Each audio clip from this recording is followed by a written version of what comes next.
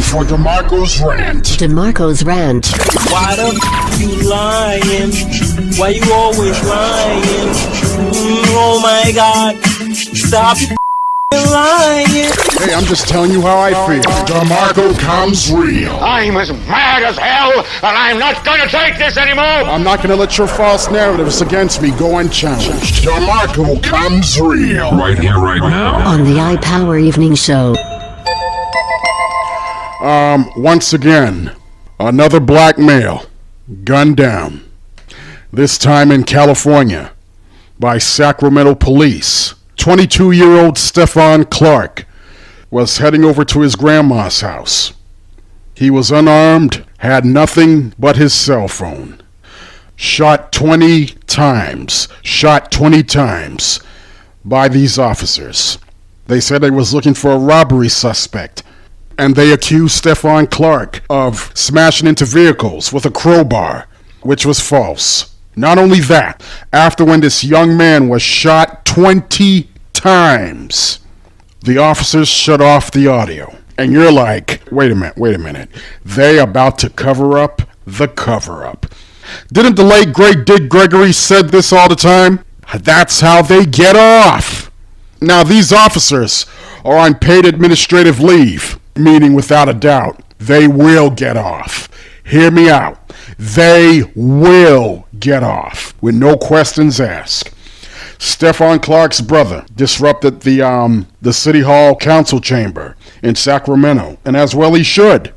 Because like I said, there is no justice for African Americans, and there will never be justice anywhere for any African American in this country. Why do I say that? Trayvon Martin, justice denied. Mike Brown, justice denied. Eric Gardner, justice denied. Sandra Bland, justice denied. Freddie Gray, justice denied. Laquan McDonald, justice denied. Tamir Rice, justice denied. Terrence Crutcher, justice denied. Alton Sterling, justice denied. And now Stephon Clark, the latest. It will be justice denied for him too. See, the justice system, to them, is working fine because it was not meant for us. Black people, we have no justice. It's not meant to protect us. Current United States Attorney General Jeff Sessions last year gave all the law enforcement officers full power, full authority to take out any African American or Latino without hesitation. Meaning cops who have never spent time in any black community besides their gated suburbs, some, but the rest in regular white suburbs, now have the full authority to light your ass up. Meaning if they see you as a suspect and racially profile you purposely, that you fit the description of a carjacker or a gangbanger, they no longer have to slap the handcuffs on you. Look, I know this is hard to talk about, but it has to be said. These rogue and racist police officers are no longer going to slap the handcuffs on you, because to them, it's a waste of time. Just pump a few bullets into his or her chest and call it a day without questioning, with no evidence, nothing. Shoot first, ask questions later. Is it racially motivated? In my opinion, yes.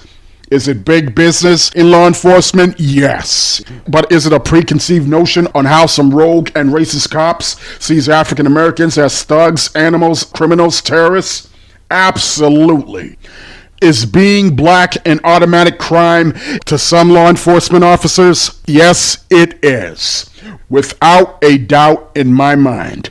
Now, you're going to hear some of these conservatives and the right say, he should have complied. He should have complied. Look, I'm for complying to the officer's demands and do as I'm told because I want to go home alive. We all want to go home.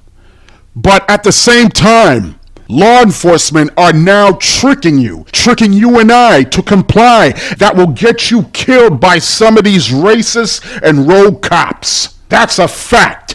They'll use that familiar white lie. They were in fear of their lives of a black man. He looked like a monster, a threat to society. Compliance no longer applies. to innocent African Americans who some officers want to kill based out of a preconceived notion. Because in their eyes, they were a threat and I had to use deadly force as justification. And yes, don't get me wrong, there are good cops on the force, going by the book. But, you are guilty by association, because you witnessed a young, innocent black life taken by these monsters in badge. Now sure, there are criminals in the black communities.